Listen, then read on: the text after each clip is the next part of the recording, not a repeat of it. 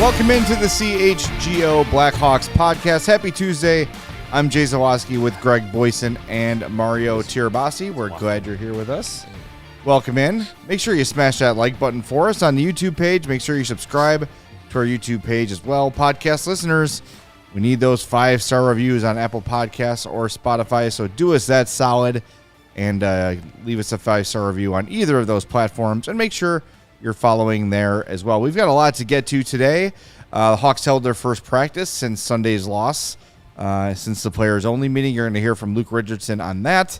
And one of the specific things that was discussed in that meeting, we're also going to play you an excerpt of an interview that our sister podcast? Colleagues, yes. Our colleagues. At What Chaos, DJ Bean and Pete Blackburn did today with Connor Bedard and Kevin Korchinski. That whole interview is available on today's episode of What Chaos, which is out now. But wait till this show's over to go listen to that. But check it out. I've really been enjoying those guys' podcasts. They've got such good chemistry together. They've been doing shows together forever. They love the game, but they're not like big like metrics and analytics guys. It is a very listenable podcast, which is what you want when you're listening to podcasts. So check out the What Chaos podcast. I think you'll enjoy it, especially today's. I think it's a 20-minute interview with Connor Bedard and Kevin Korchinski. We're going to bring you about 9 or 10 minutes of some of the stuff we thought you would enjoy hearing. Fellas, I think we should start with the players-only meeting. It was kind of the big story after Sunday's loss. Mario was there at the United Center reporting on the game and just kind of had to stand out there in the hallway for a while. It was a while, yeah. Yeah, waiting for the access. But the vibes, I think you're probably the right person to ask about this, Mario, is once you were allowed in, it didn't feel like it was a negative sort of a thing. Of course, anytime there's a players-only meeting, there's going to be a negative reason to hold it. Right. But did you kind of take the same thing away in that it was more of a viewed as a positive than a negative? Yeah, I think, we heard from Seth Jones and we heard from Corey Perry and Ryan Donato after the game. And I think it was a situation where the veterans, I think, took control of whatever the messaging was, consistency in their play, playing within their system. I think the idea of shift lengths came out of that as well.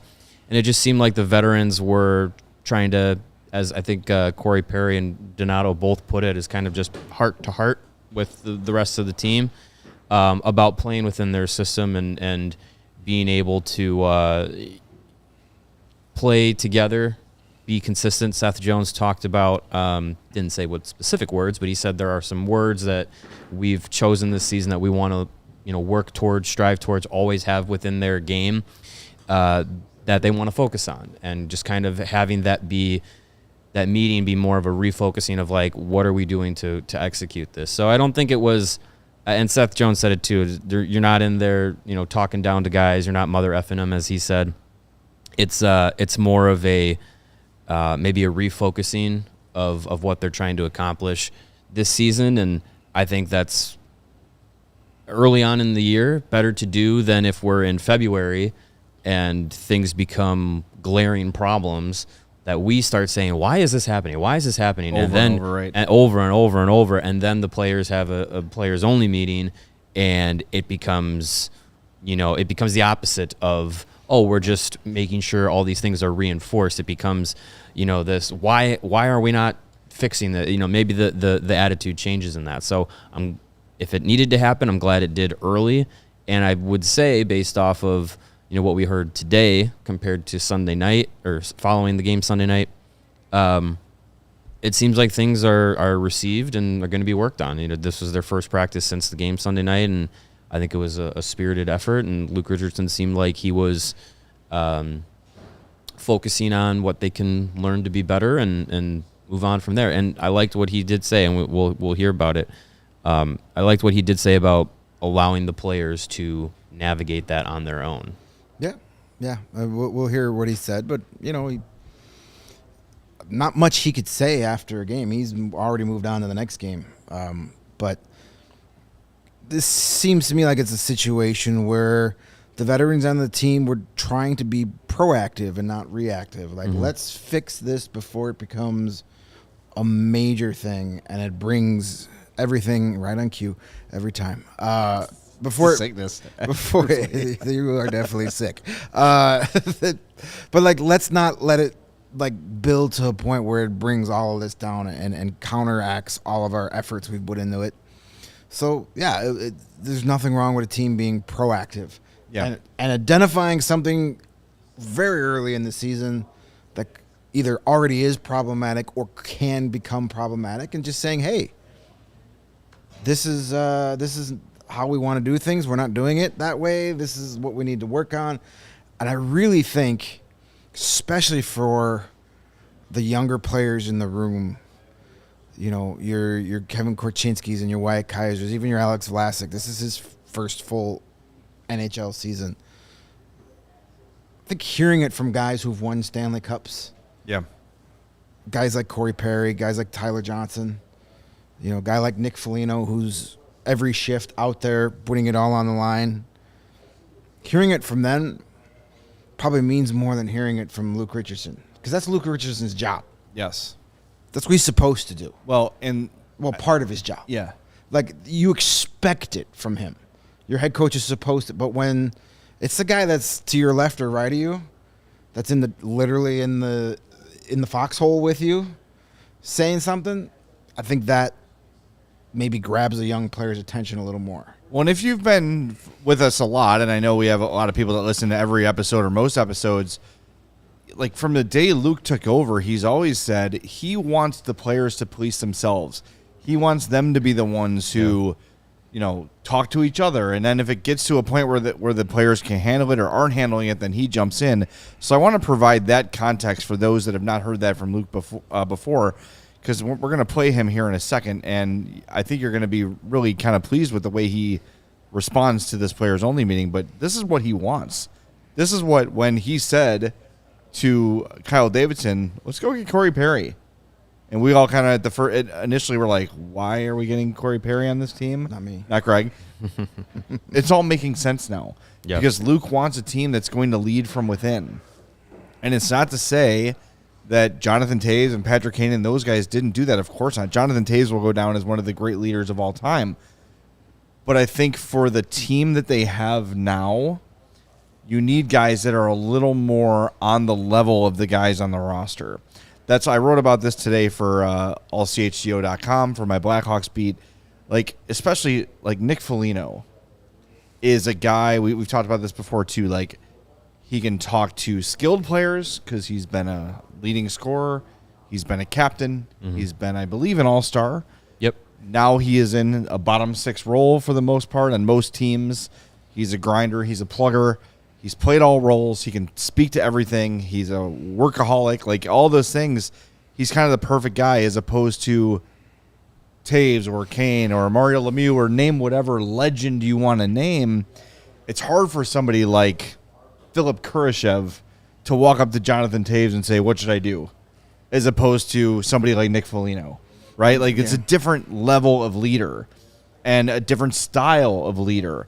And I think what they have brought in, and let's be honest, like some of the guys that were here before, like Seth Jones has really stepped into a leadership role this year. Connor Murphy has been, he has been in the past, but now I think he feels especially empowered. They've got a room full of guys that have a great spot. I'm trying to say this correctly. They're like right in the right space to lead a young team. Yeah. They're not too high. They're not too low. They're right where they need to be, where they can connect with everybody. So why don't we listen to what Luke Richardson had to say right now? I believe the question's on here, but in case it's not, Joe Brand asked him, what can a coach do after a players-only meeting? What's a coach's role after an all-player meeting? Are you digging much into what was said, or are you letting them do their own thing? No. Really, it's I've said what I needed to say before the game and in between periods. After the game, it's over.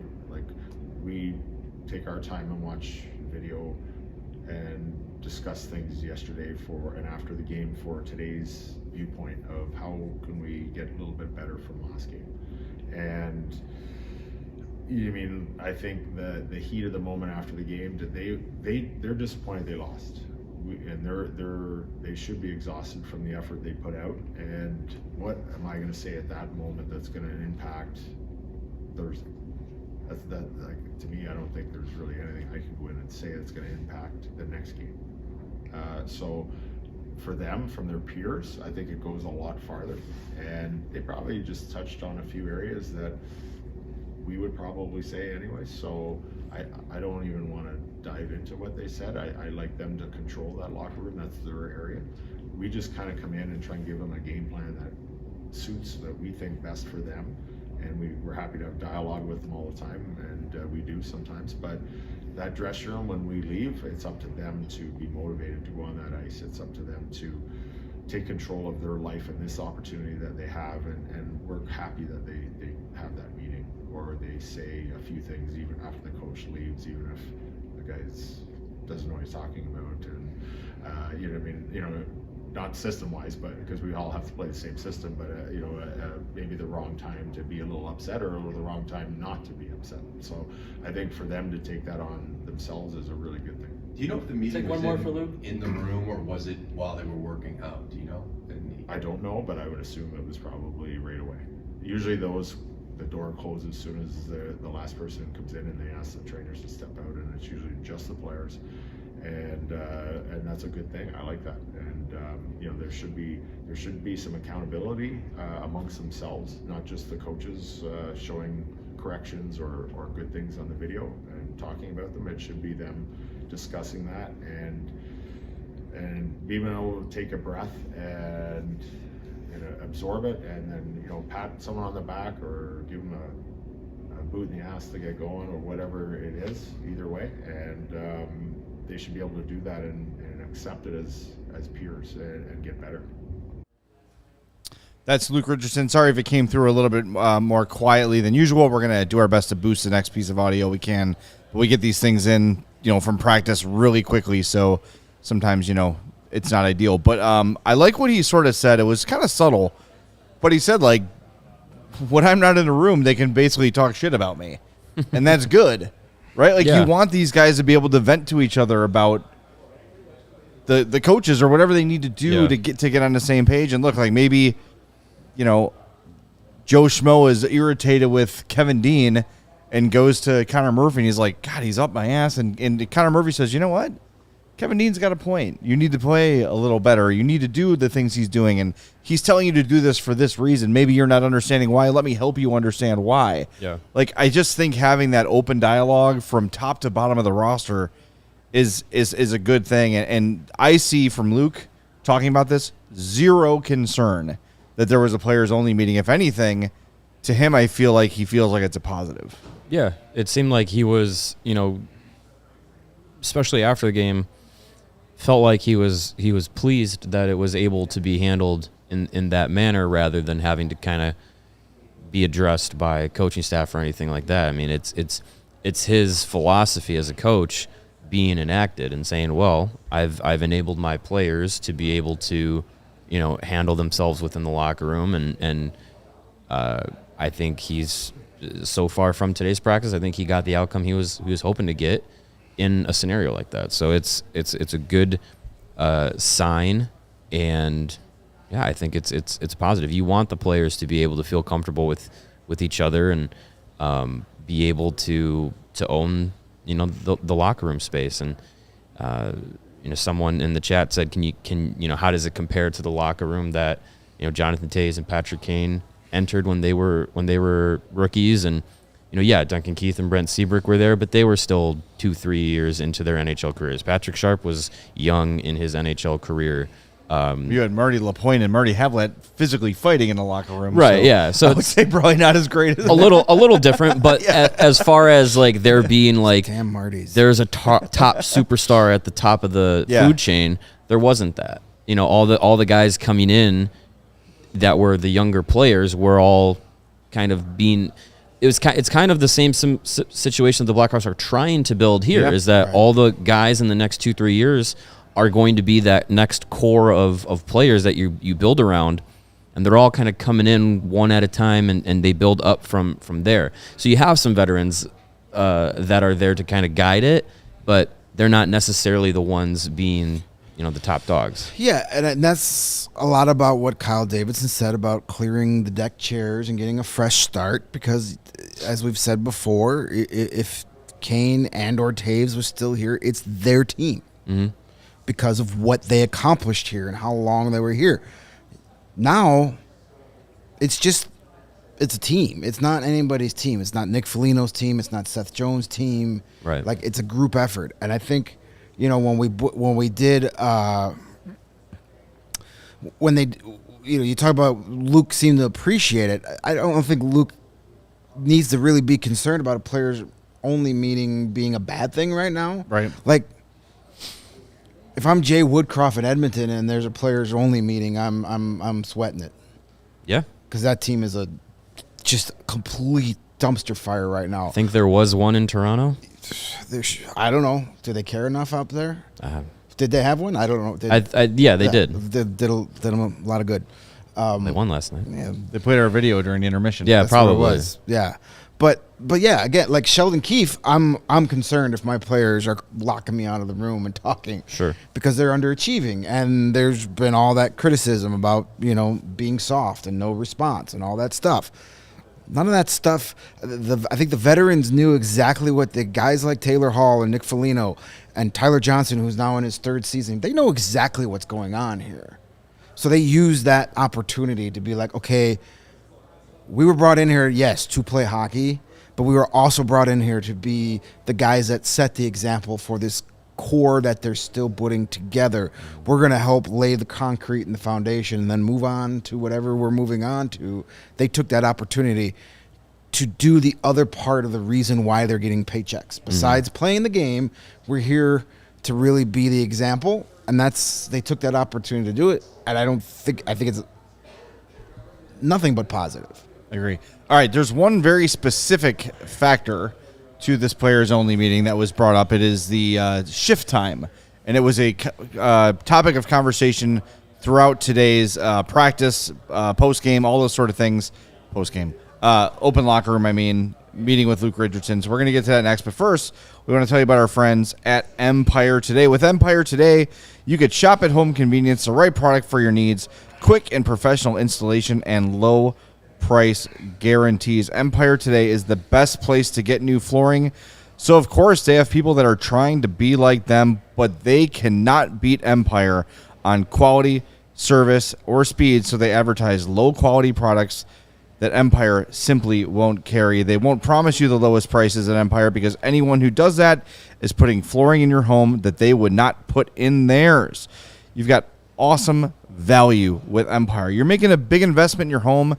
Invest in quality. They've got their virtual floor designer. You can take a picture of your house, upload it, and put the floor in there and see exactly what your room's going to look like with your new floors from Empire Today. Their philosophy is to help you find what you need, not overwhelm you with thousands of choices and substitutes. What they leave out of their selection is as important as what they put in. Empire's product team exhaustively combs through thousands of product samples every year to find the perfect style. Schedule a free in-home estimate today.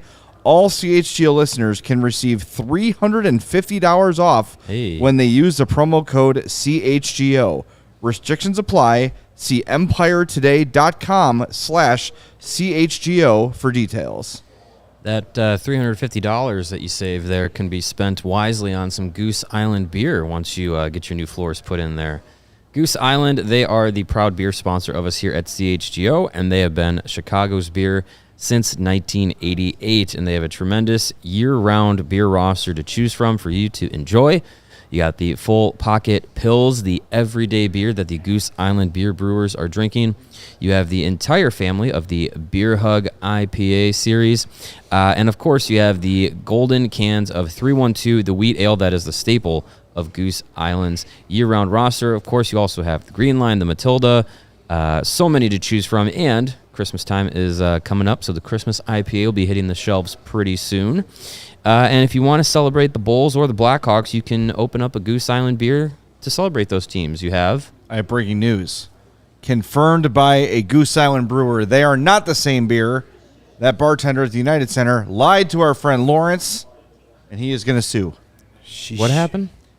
Lawrence went to go buy a Bull and Goose at our Hawks takeover, and she said, why don't you just take the Blackhawks one? It's the same beer. It's not the same It beer. is not the same beer. One is a wheat ale and one is an IPA, right? Yes. One's a Or pale ale. pale Ale. Pale The ale other and one's a an wheat IPA. ale, right? Mhm. Yeah, I know the difference. Well, Yeah. she's The we're Bowl suing and, her the Bowl and personally. Goose is the West Side Ale, the wheat ale. She should be demoted to the water bottle station. She doesn't know what she's The talking Corey about. Perry Jersey station. And yeah, the Blackhawks Pale Ale is, of course, a pale ale. And you can get all of these beers and more, ultra fresh brewery exclusives, when you go to the Goose Island Original Brewhouse on Clybourne Avenue in Lincoln Park, or you can go to their tap room on Fulton Street in Westtown. That is the Goose Island Beer Company, Chicago's beer. All right, so the other kind of specific topic at this players-only meeting was shift length.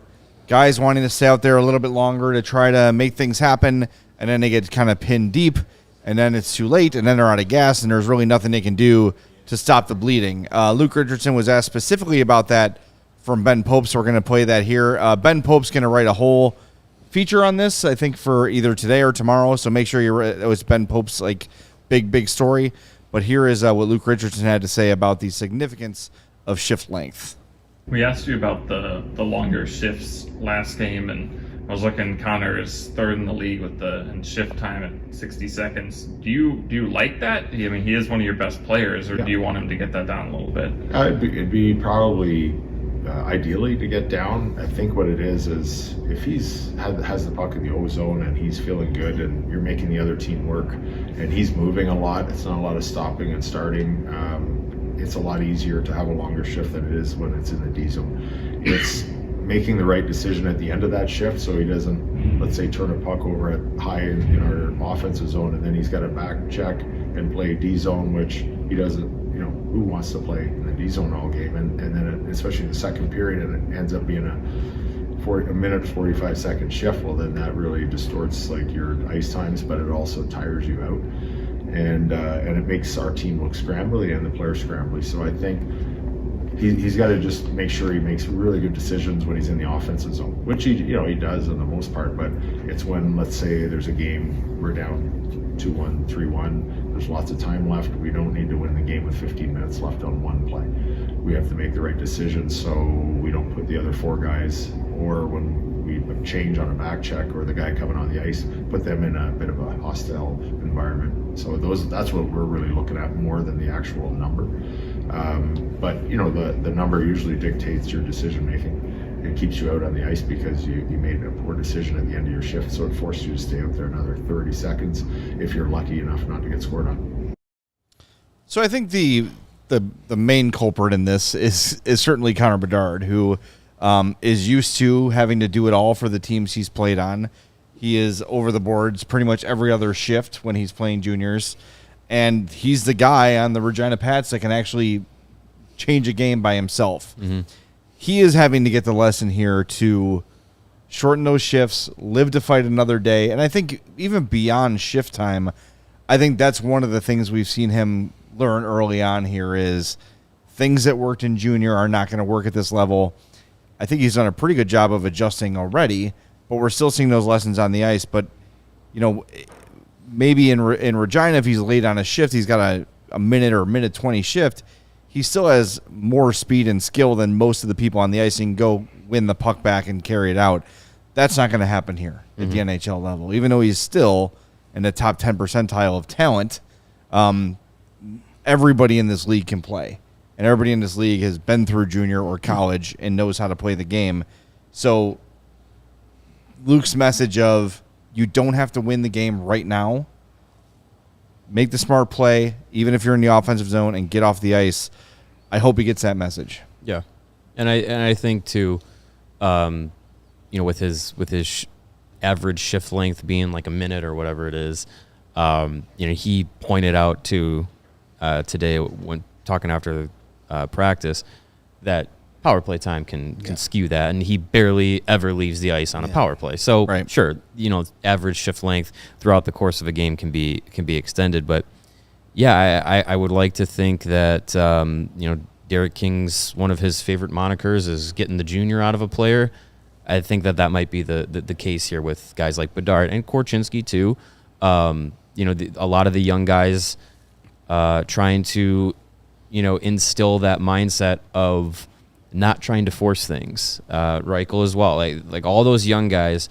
I think there's maybe some pressure to make things happen because that's what the team is trying to accomplish, is let all these young guys develop and become focal points of the team. But trying to learn, okay, it's not happening this shift. I don't need to force it.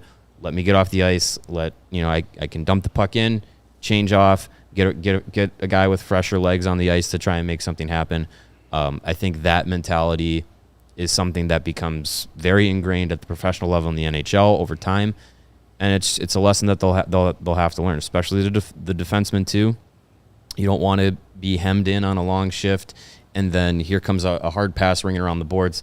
It hops over your stick, and then you're gassed. It's going the other direction, and you can't catch up and make a defensive play. So I think Bedard and the rest of the young crew, it's a lesson that'll be instilled. Even if he's the best player, it's still, you can't have him out there for 2 minutes at a time. Because that also, not only does it depletes his energy even as an 18-year-old, that's taking ice away from other guys on the team, which, these are all paid professionals, paid handsomely. That'll start eating at some teammates if you're taking ice time away from me because you're out there for 2 minutes at a time. So, yeah, I think it's, like Corey Perry said, playing within the system is an important thing. So I think it's all connected to that cohesiveness and that system that they're trying to instill. Yeah, and I don't think any of that stuff, the shift link conversations and a lot of it is geared towards Bedard. I don't think he's the only one guilty of it, but I think he's the most regular offender per se. Mm-hmm. I mean, even before this was a topic Sunday, you notice a lot where like he's out there still extending a shift, and it's already like 2/3 of the other line. Yeah. That's where Iowa Lake hockey came from. Yeah, Right. He wouldn't get off the ice in overtime. Mm-hmm. yeah, and it's like, all right, there are situations where When you score and you win, it works. So I don't think he's doing it to be defiant. No. Or be show anybody up. It's just because A, he's that big of a competitor, and B, it's probably what he's used to. Right. Playing in the WHL. It was like, especially on those Regina Pats teams, he literally had to do it all himself. I mean, he proved that last season. They weren't a very good team. And yeah, is he the best player on this team? Yeah. Yeah. But he's got more help, and he's got to learn that, like, we just got to, I want to score on every shift, but that's not going to happen. Mm-hmm. You got to wait for the opportunities. You can't force it. Do the right thing. And again, like I said earlier, I think hearing that from a Corey Perry or a Nick Foligno has a little more weight than hearing it from Derek King or Derek Plant. Yes. Mm-hmm. You guys want to take a stab at shift length leaders on the Blackhawks? Well, Connor Bedard. Connor Bedard's number 1. Seth Jones is going to be up there. Seth Jones is number 2, 58 seconds per shift. Vlasic's probably up there. Vlasic is 9th with 49 seconds per shift. Connor Murphy's been hemmed down in his own zone a lot, so he's got to be in the top 5. Connor Murphy is 15th with 47 seconds. My mistake. Here's your top 5. That's Bedard, good. Seth Jones, Taylor Hall comes in at 56, Kurashev 55, Donato 55, So everybody who's played on Connor Bedard's line. Right, yeah. basically. Yeah. And Connor Jones Bedard's is always line out mates. there with Bedard too. So if you're playing and with guys Bedard, on the power play. Yeah, Corey Yeah. Perry is 6 with 52. Same with Korchinski. Mm-hmm. That's all power play skewing. So, yeah, I mean, and it's you might think like, well, I mean, why is a minute bad and 56 seconds good or better or 52 seconds better over the course of a game? It adds up, It and adds and up. all, the message isn't like you have to be off the ice in 52 seconds. It's if you know it's the end of a shift, make a smart play. That's what the message is. Yeah. It's not about a stopwatch. It's about, hey, recognize I've been out here for 50, 55 seconds. I can either take a chance and take this puck deep, maybe 1-on-2 and try to make something happen like I did in Regina, or I can dump it in, change, and let my teammates take over and try to get the puck back. Yeah. That's the stuff that Luke wants. And it's not, let's be clear, it's not just Bedard. No. But I think he is No, the but most it's- obvious example. Well, of he's this. got the most eyeballs on him, so Yeah, and it's people are a- going to notice it more. It's a message across the board. Yeah, and you know, it's more of a matchup thing in the NHL too. Matchups matter more than they do at junior. You know, when you're the best player in the country, it doesn't matter who's out there against you. You're going to be better than them. But in the NHL, hey, sometimes it's like, all right, we need to get this line on because they match better with that line and all that stuff. So Yeah. learning curves and growing pains. We talked a lot about this all off season. This is going to be the theme this year, next year, and probably the season even after that. You get all these young guys, they have to figure it out, and this is the part of that process. Yeah, we're going to have these conversations with Frank Nazar and Oliver Yeah. Moore as well. It's Same thing with Sam Renzel when he gets here. Like all these guys, as they become pros and NHL players, it's all lessons that they'll have to learn. Not everybody is going to come in prepackaged here as an NHL player right away at 18 years old. Like it's not how it works. That's right. All right.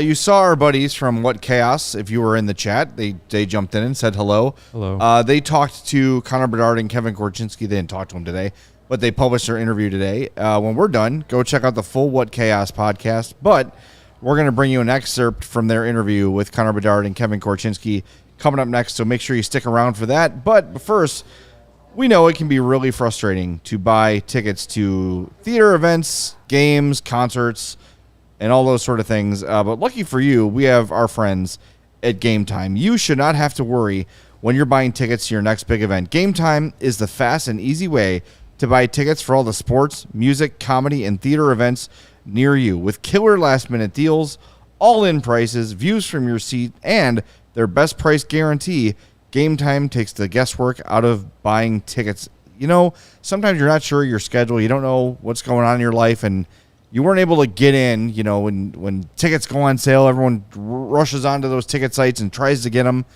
Sometimes you don't have that opportunity. You don't know. You're trying to get in right before the event. Gametime is the place to do it. They've got those last-minute tickets, the flash deals, the zone deals. They're easy to find and buy, and you could view your seats from – you can get a view. Like, hey, it's Pearl Jam coming to United Center. Where's the stage going to be? Right there. Where are my seats going to be? You get an actual view of your seats. Love that. Before you buy them. It is absolutely great. So you know you're not stuck behind a speaker or a pole or something like that that's going to Obstructed obscure your view. It's really, really great. Gametime is the only ticketing app that gives you complete peace of mind with your purchase. They're obsessed with finding ways to help you save money on tickets. And if you find a ticket cheaper elsewhere, they will match and beat that price with 110% of the difference. That is the Gametime guarantee. Take the guesswork out of buying tickets with Gametime. Download the Gametime app, create an account, use the code CHGO for $20 off your first purchase.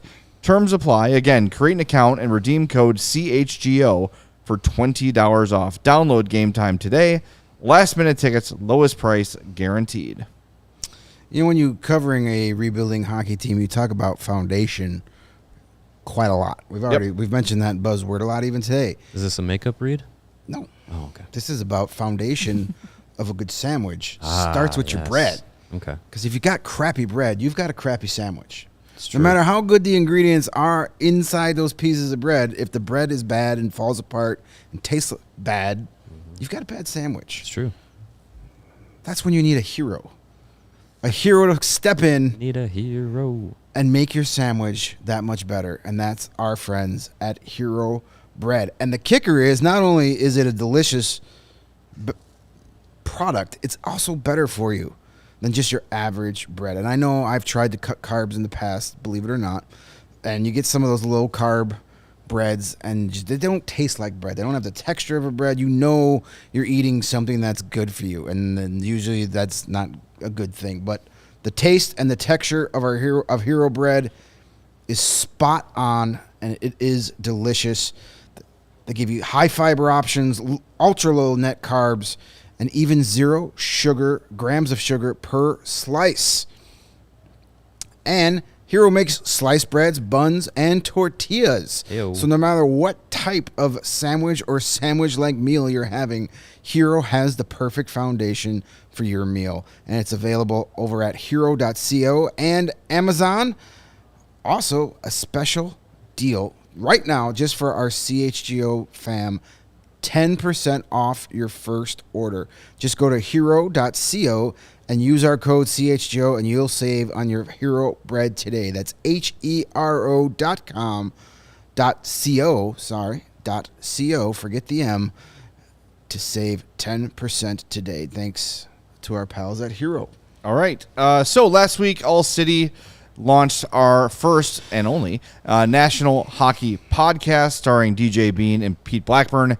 It is called What Chaos. On today's episode, they shared their interview with Connor Bedard and Kevin Korchinski. We're going to play an excerpt here and encourage you to go check out What Chaos. I think you're definitely going to enjoy it if you enjoy the show. It's a ton of It's fun. a lot of fun, Yeah. good stuff. They're really good interviewers. I listen to them mostly to find out how to be a better interviewer because they have a lot of fun with it. So here's a little sample. You're going to hear from Korchinski and Bedard on playing with some of the older guys, fitting in as rookies, and a little bit about their personal lives. So give it a listen. We'll think you'll enjoy this. And reminder, check it out on YouTube or your favorite podcast app, the What Chaos Podcast. So if you guys had to pick your own goal song, what would you pick? I got no clue, honestly. Yeah, I have no idea. Probably just some like upbeat, like I don't know, like rap song maybe. Just something that's like I don't know, pretty like hype and like get the fans going, or maybe like a throwback, something like that. But What's a throwback to you? I was gonna say getting jiggy Throwback? with it. Is that like? I don't Yeah, even what want to is a know the throwback? answer, but like, what is a throwback to you guys? I don't even know like on the top of my head. Oh, You got this. yeah. What's a throwback NHL jersey to you? I I mean, Mighty Ducks, I guess. yeah, probably Doc's first one to think of. That's still a throwback Yeah, to jersey. me. So Harry wore it though. Oh yeah, He was oh on my the- he was on the goodness, Mighty yeah. Ducks. Yeah. Wow, Holy. you should ask him. Just be like, hey, like, what was Gordon Bombay like as a coach? Was he? Do you guys get that reference? Did you watch the movies? Yeah, I've only seen the one. Foligno said that you are one of the guys, and you'd love being in the room and shooting the shit with them and everything. Obviously, you're both at the beginning of very important jobs, so you're going to take it serious, and that's great that you're professional. But do you feel that you're acclimated to like, okay, this is where we are now, and I can bust chops, and I can have my chops busted? Yeah. Yeah, I think both of us feel really comfortable in the room, and that's something I think you're maybe more nervous about even than the hockey at first. Is like, I want to fit in, and you don't know these guys are, they got families and they're older and stuff. But yeah, right away, I think all our guys made us feel so comfortable, and going to the room, I feel, super at home, and it's always a safe place, and where you have some of the most fun is in the room or on the plane, on the bus. So that makes it way more enjoyable. Was there a moment or a particular thing where you were like, damn, these guys are old? They're much older. Maybe the Mighty Ducks. Yeah, well, I think just playing with, being teammates with guys with families and kids, it's just such a different, thought. Back in, junior, playing with guys that are just, 16-year-olds old, call-ups are 50, and then you go and you're playing with guys that are in their 30s, late 20s, so it's just, it's just so different, I feel. But, at the same time, all the guys kind of focus on the same thing, just playing hockey and just gelling as a team and having fun, so it's a pretty good dynamic. It's cool. And it's funny, what is it? Is it the 19 in junior? There's some guys that are there that 20. They're- You're yeah. allowed 320s. Okay, yeah.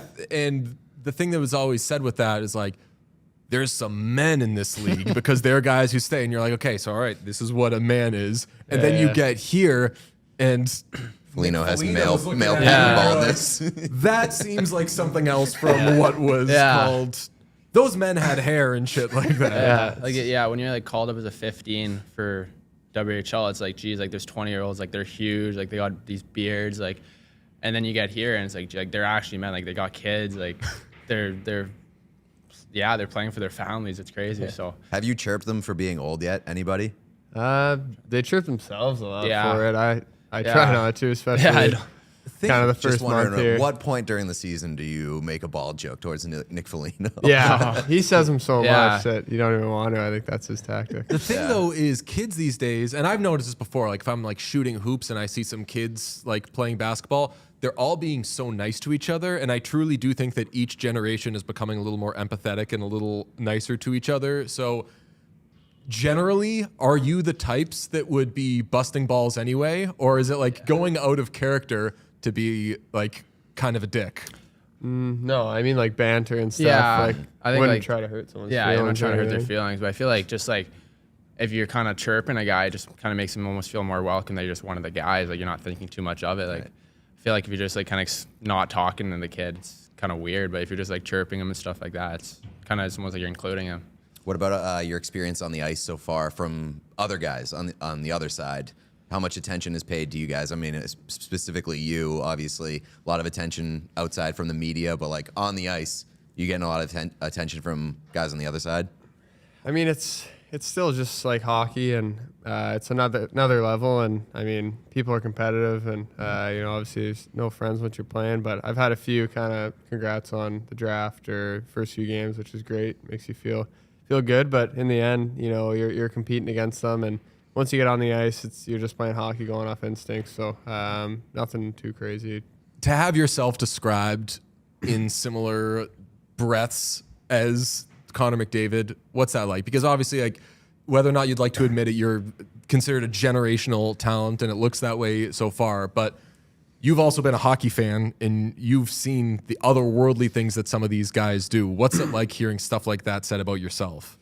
I think it's cool at first for sure. When I think when I was younger, I got the exceptional status thing, and it's kind of just the other guys that have got, and it's like I'm in the same sentence in this way as that guy, which is pretty sweet. But once you hear it a bit, and he's unreal, like you all know. But for me, I'm just trying to be myself, and I think everyone loves to do comparisons or who you play like, but no two players or person are the same. So just kind of be me and let the outside noise be what it is. In terms of players, is there anybody that you jumps out as like, man, I really couldn't stand that guy as like a fan when I was younger? I think it's Matt Cook. I was a Carlson fan. So when he took his, I think it was his Achilles, I was pretty pissed off. But obviously it was just a freak accident, but as a kid you don't really get that. So but yeah, not really any teams or players. I feel like you're just you're cheering on your favorite team, and whoever they're playing against, that's the opponent, I guess. So that was also Matt Cook's 15th one of those. Unfortunately, I'm a Bruins fan when he not the biggest fan of what he did to Savard. So he's one of those guys that there are those guys that have the reputations, or just even a teammate of yours now, Corey Perry, was not the biggest fan of opposing fan bases. So anybody like that for you? No, I don't think any players. I was a Canucks fan growing up, so maybe they're some of the teams they were playing, but nothing sticks out too much. So the Bruins, you were 5, right? You were 5 when they were in the Cup final, right? Yeah. So about almost 6. Is there much of a? I was actually calculating that the other day. I was so he's born this month. June 15th was when. Was there much of a memory of that? And what's cool, at least, is that rivalry lingered for another few years. Marchand kept doing shit to them. So, did you have an understanding of that? Do you remember that? I remember the finals. I remember that run pretty well, actually. They beat Chicago with the Burrows OT goal, which was pretty cool. And then I was at Game 5 against San Jose when BX got that off the stanchion. So I was in the crowd for that. And then the Bruins won, I remember just crying for a week or whatever. Little kid, big Canucks fan. Best time of my life. It sucked. How much do you appreciate the foundation that was laid by Kane and Taves here? Obviously not even just the banners, but the transition from their era to now you guys' era, just like what they've built here, how much do you appreciate it, or does it add extra pressure for you guys as well? Well, I think they're just legends. Like, obviously what they did for Chicago, like having the 3 cups, like it's kind of crazy what they're able to do in such a short time. So like, just the legacy they built here, and obviously, there probably is a bit more pressure wearing the logo just because it means so much and it's been so good. But I think at the same time, it's kind of cool that you get to be part of such like a historic team and team that's been so good for so many years. So I think I take it as a privilege. So it's cool. I think for us growing up, we were kind of right in that era of then maybe not the first one for me, but the second and third especially. I remember really well, and you just see how much the fans in the city gets behind them. And of course, I mean, there were so many guys on those teams, but Cannon Taves being maybe the most notable, I guess. But I mean, you could go down the list. I mean, just kind of getting the chance to hopefully build something like that and be in an original 6 and here with these fans, it's special. And for us, I don't see it as pressure. It's just kind of like a privilege, like Kev said. Kevin, you're a musician? Yeah, you could say so. Guitar. So where do you better player, guitar or piano? Piano. I grew up playing piano. My mom wanted me to play piano, so started with my sister. She didn't like it so much, so I had to do it. Rolled with that, and then grade 9 I quit just to focus on like hockey in school. And then just last winter at the World Juniors, a lot of guys playing guitar, and I thought it was the coolest thing. So I got one, tried it, and I loved it. So been playing kind of ever since. Does the team know, look, if they want to make you a healthy scratch, fine. I'm just going to get on the organ and rip some dope shit up there I don't steal think a show so. either way. I don't think I have the talent for that one. But I don't know. I like it's fun to play guitar just in your free time. Like, you have so much, I feel like, free time where you can just kind of learn a new thing rather than just kind of sitting in the bed. What kind of stuff can you play? I like a lot of country stuff. I'm from Saskatoon, so country's pretty big there. So just kind of learning like Morgan Wallen or Zach Brown, or just kind of like throwback like Coldplay. My dad was a big Coldplay guy, so it kind of rubbed off on me, and I like their songs too. Country music, 4 chords is going to unlock it all. Yeah, so as long as it's you know super easy. G, C, A minor, D, you're set for like basically like all the songs. Any hidden talents on your end? I just play hockey, guys. Fair enough. That's all I do. Kevin Korchinski calls Coldplay a throwback. I mean, yeah. No, shut up. You too. They were a band before he was born. That's My a throwback. great grandfather used to listen to Coldplay. Eat me, Kevin Korchinski. My God. That's awesome. Yeah, I mean, that's check out the whole thing again from Pete and DJ on the What Chaos podcast. Tremendous stuff. I mean, that's a lot more personality out of Connor and Kevin at that point, because that was basically right at the start of the season. Yeah, maybe about a week, 2 weeks ago or so. A week or so ago. Yeah, it was. Was it that close? It wasn't that. It was. Oh yeah, you're right. Yeah, about 2 weeks ago. Okay, But I mean, it's a that little, is the start of the season. yeah, a little bit Yeah. earlier in the season. It was. You know what? That was right before the Boston game. Yeah, That was the day before. So yeah.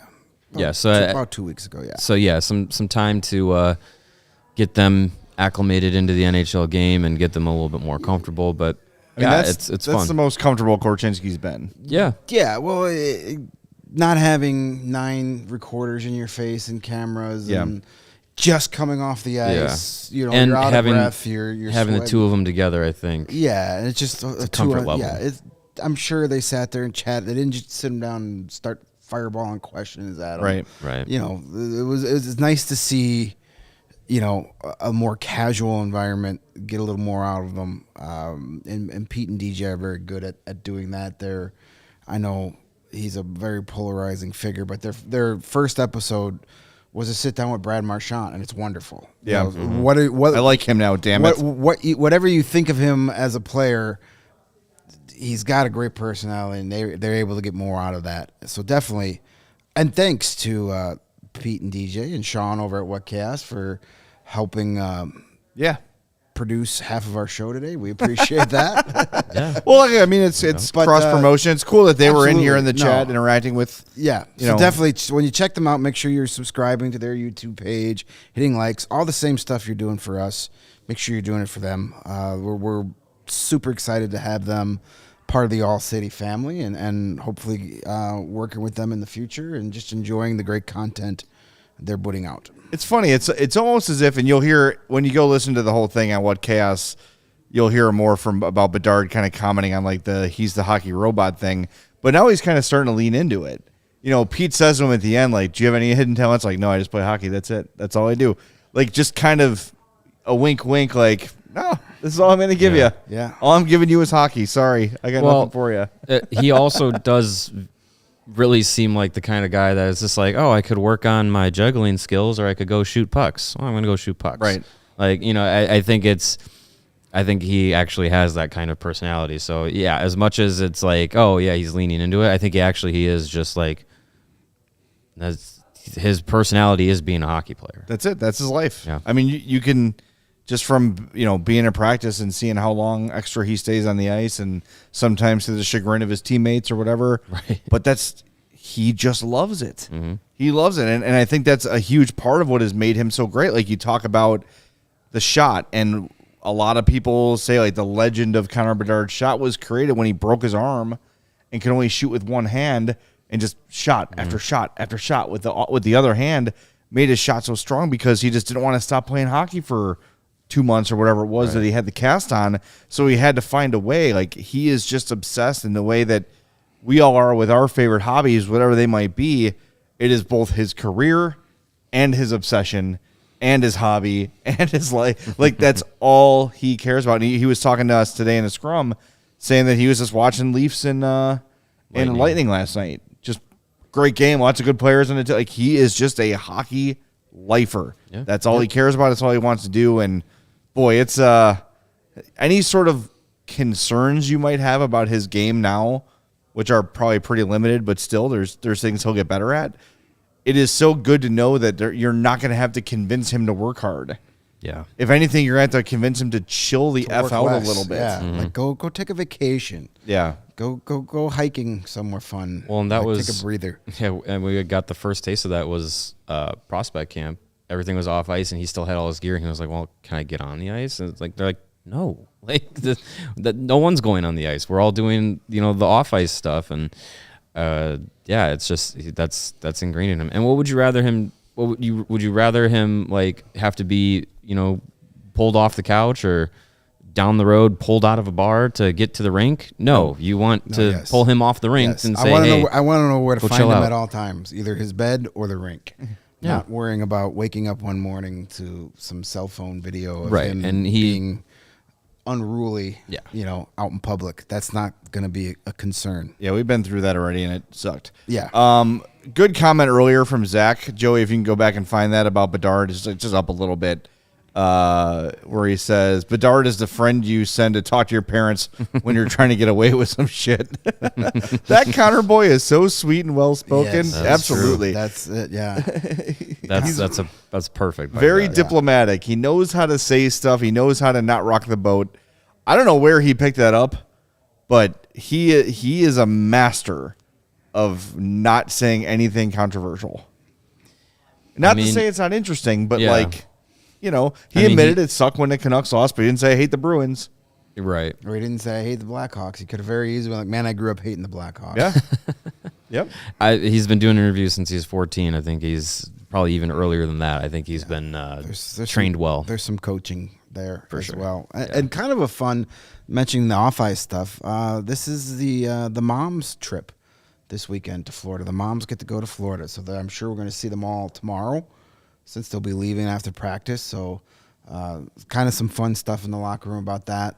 Again, which seems to be becoming a bit with Connor Bedard, the whole cooking thing. It'd be nice to have my mom here to cook something for me. That'd He be did say fun. he's been getting better at it, though. Yeah. He's actually probably able to get the macaroni and cheese out of the box into the Fire up some ramen. Yeah, peanut butter goes on the left bread, jelly goes on the right bread. put it together.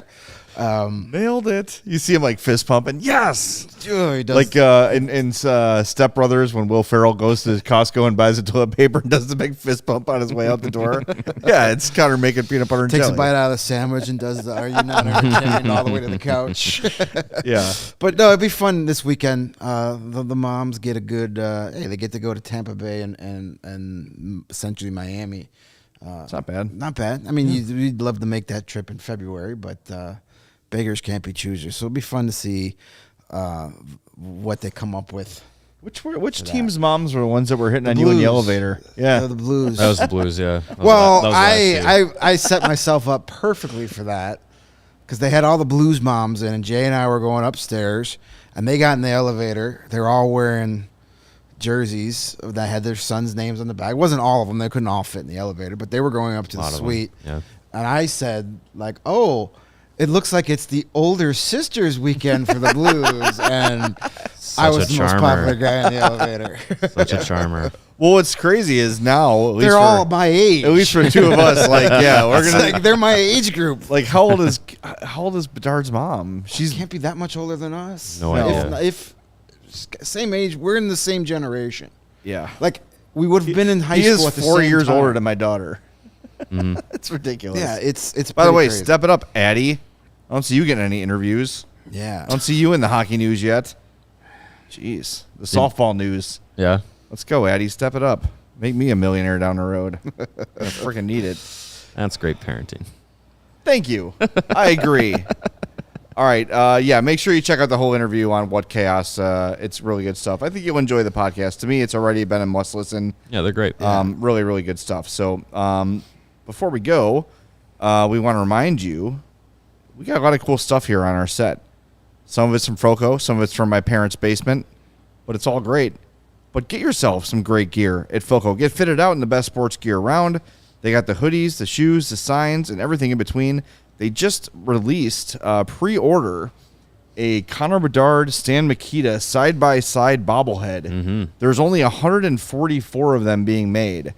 I haven't checked in the last day or two if there's any left, but the Bedard bobblehead pre-order sold out.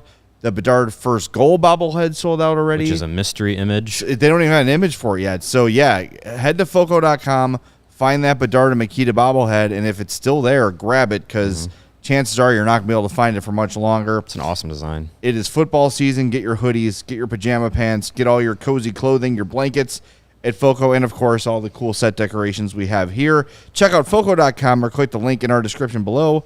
And for all non-presale items, use that promo code CHGO for 10% off. And speaking of sweet gear, finally, we have our full line of CHGO hats available to all of our great CHGO fans, old and new.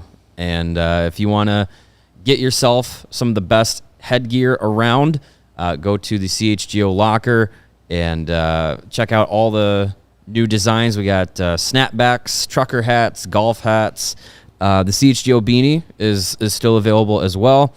And what else is there? There's the dad hat. Those are the four, right? The trucker, the snapback, dad hat, and dad hat is offensive. The golf hat as well. Awesome designs. You can go to CHGO Locker to get that. And if you want to get 20% off of your hat order, which will definitely help as the holiday season is around, saving some money, become a CHGO diehard. You're going to get 20% off of all merchandise, get 20% off of all of our events. You get access to our diehard only Discord and access to a lot of premium written content that is only available to diehards on allchgo.com. And you just get to be one of the exclusive members of the CHGO fan community that we are building here. And when you become a diehard, you get a free t-shirt upon sign up.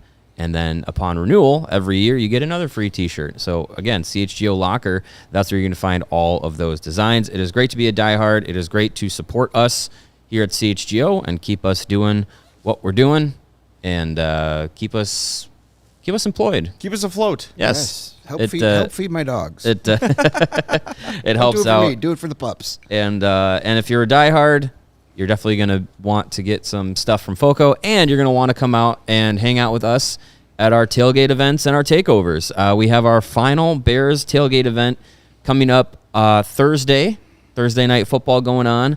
And when you're out there, you can enjoy some delicious food, some delicious beer, and other beverages.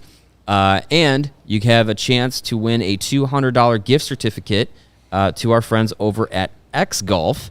X Golf is the golf simulator for the fancy golf fan that you are, or that your friend is, or that your family member is. They're going to be at our next Bears tailgate giving away a $200 gift certificate. You can find any of the X Golf locations around Chicagoland by visiting playxgolf.com/Chicagoland. And before the game, we got our CHGO Bears tailgate, and after the game, we also have a CHGO event, watch party, and post-game event that'll be happening on Thursday night at Joe's on Weed Street. That is in partnership with Circa. So go to Joe's on Weed, check it out, have a lot of fun. Pretty sure that's a ticketed event. You can go to allchgo.com to find out more information on Be home that. in time to watch our post-game show. Yes. Damn right. Yes. Just confirmed, by the way, the Makita Bedard bobblehead combo is still available. All right. So jump on there. Again, only 144 of those will be made. Am I going to buy this? I don't want to miss out on this. We want a three-way split this bad boy? I mean, we have a FOCO partnership. I'd like to imagine we could maybe, get one. You would think so. Maybe. We'll see. Wake up, Jim. He's all tuckered out from all his bold hot takes. Yeah, exactly. All right, we'll talk to everybody tomorrow at 2:30. We got to recognize our young Dave. Oh God, young Dave God's back. There were 2 super chats we got to get. Thank you. 2 of them, Oh. both in the same. They're they're both for the same reasons. Yeah. Young Dangle God says, let us know when we're going to have our re-signed Kane shirts so he can pre-order a bunch. You want to get the pre-order in early? I'll send you my Venmo. You can Venmo me $375, and I'll get right on that. Yeah.